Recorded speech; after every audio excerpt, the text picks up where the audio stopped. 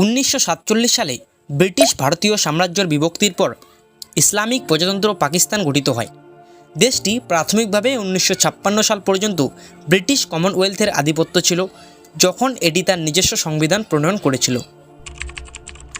পাকিস্তানের ক্রমবর্ধমান অর্থনৈতিক সংকট, যা তৎকালীন প্রধানমন্ত্রী ইমরান খান এবং বর্তমান প্রধানমন্ত্রী শাহবাজ শরীফের মধ্যে রাজনৈতিক স্থবিরতা সৃষ্টি করেছিল, যিনি 2022 সালের এপ্রিলে দায়িত্ব গ্রহণ করেছিলেন।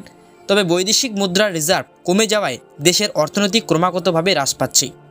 2023 সালের ফেব্রুয়ারি মাসের শুরুতে 9 বছরের সর্বনিম্ন ইউএসডি 3 বিলিয়নের নিচে পৌঁছেছে। দেশটির মুদ্রা পাকিস্তান রুপিতে পৌঁছেছে $1 বিপরীতে 271.50 টাকা, যা বর্তমানে ভারতীয় রুপির মূল্য 1 ইউএসডি বনাম 83 INR। এক মাসেরও কম সময়ের জন্য আমদানি কভার করার জন্য পর্যাপ্ত বৈদেশিক রিজার্ভ সহ দেশের মধ্যে মুদ্রাস্ফীতি 48 বছরের সর্বোচ্চ 2023 সালের জানুয়ারিতে দেশের ভোক্তা মূল্য সূচক 26.6% বৃদ্ধি পেয়েছে এবং পাইকারি মূল্য সূচক 28.5% বৃদ্ধি পেয়েছে।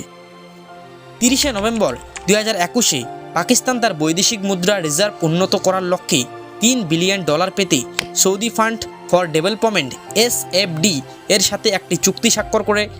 এর আগেও 2013, 2016 এবং 2018 সালে পাকিস্তান তার অর্থনৈতিক সংকট মোকাবেলায় আন্তর্জাতিক মুদ্রা তহবিল IMF, UAE এবং চীনের কাছে বাহ্যিক সহায়তা চেয়েছিল।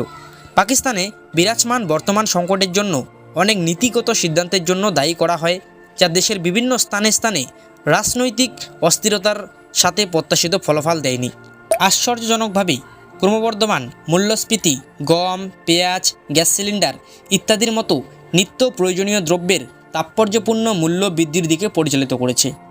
এর দুর্ভোগ বাড়াতে চলমান অর্থনৈতিক সংকটের কারণে দেশের তেল কোম্পানিগুলি ধ্বংসের দ্বারপ্রান্তে রয়েছে।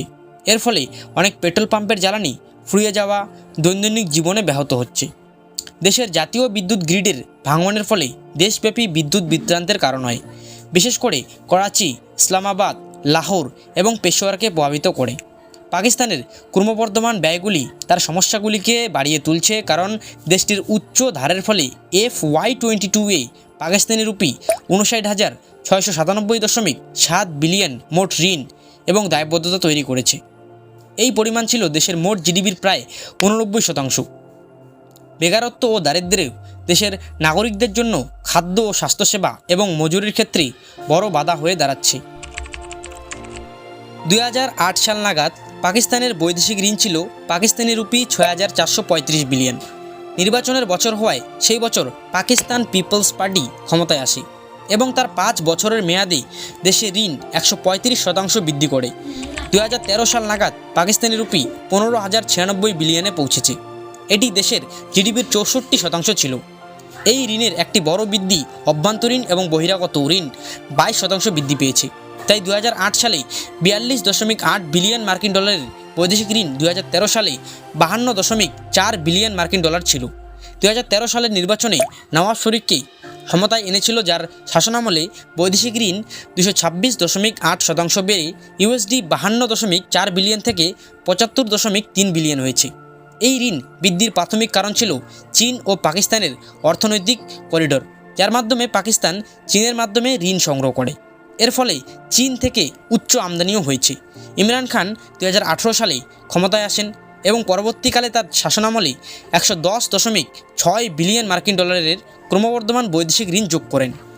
IMF-এর তথ্য অনুযায়ী বছরের পর বছর ধরে পাকিস্তানকে 21টি ঋণ বিতরণ করেছে। দেশটি থেকে 1958 সালের প্রথম দিকে IMF-এর কাছে প্রথম অনুরোধ আসে। তারপর থেকে IMF মোট $31.73 বিলিয়ন ঋণ বিতরণ করতে সম্মত হয়েছিল, যার মধ্যে $20 বিলিয়ন হয়েছে stand by arrangements SBA, extend fund facility EFF, extend credit facility ECF এর মতো বিভিন্ন লেনদেনের মাধ্যম বিতরণ করা হয়েছে। একটি IMF ঋণ এই বিভিন্ন কিস্তিতে রিলিজ করা হয়, ঋণদাতা কর্তৃক নির্ধারিত কিছু নিয়মের ভিত্তিতে। পাকিস্তান 2022 সালের ডিসেম্বরে 24.5% শিরোনাম মুদ্রাস্ফীতি রেকর্ড করেছে, যা এক বছরের আগের তুলনায় 12.3% দ্বিগুণ। পেঁয়াজের দাম বছরে 50.1% বেড়েছে। চাল, গম, ডাল এবং লবণের মতো প্রধান খাবারের দাম এখন 1 বছর আগের তুলনায় প্রায় 50% বেশি। খাইবার পাখতুনখোয়া, সিন্ধু এবং বেলুচিস্তান প্রদেশগুলি এমনকি শস্য এবং ময়দার জন্য পদদলিত হওয়ার রিপোর্ট করার সাথে সাথে দেশের সর্বকালের সবচেয়ে খারাপ ময়দার সংকট চলছে। বেলুচিস্তানের খাদ্যমন্ত্রী জামারক আচাকজাই গত সপ্তাহে ভর্তুকিযুক্ত ময়দার মজুত সম্পূর্ণভাবে শেষ হয়ে যাওয়ায় আরও খারাপের বিষয়ে সতর্ক করেছিলেন। বিশ্বের 8তম বৃহত্তম গমের উৎপাদক পাকিস্তান এখন 75 লাখ টন গমের ঘাটতি পূরণ করতে আমদানি করছে। 2023 জানুয়ারি মাসে তাদের অর্থমন্ত্রী ইসহাক দার প্রতিনিধিত্বকারী পাকিস্তান সরকারের সাথে আলোচনা শুরু করেন। আলোচনাটি পাকিস্তানের জন্য 1.1 বিলিয়ন মার্কিন ডলারের ঋণের পরিমাণের তাৎক্ষণিক প্রয়োজনের বিষয়ে একটি সন্তোষজনক সিদ্ধান্তে পৌঁছাতে ব্যর্থ হয়। দেশের দেউলিয়া হওয়া রোধ করা, দেশটি তার বাহ্যিক দায় থেকে খেলাফি হওয়ার পথে এবং IMFের ঋণের পরিমাণ $6.5 বিলিয়ন ঋণ কর্মসূচির একটি অংশ।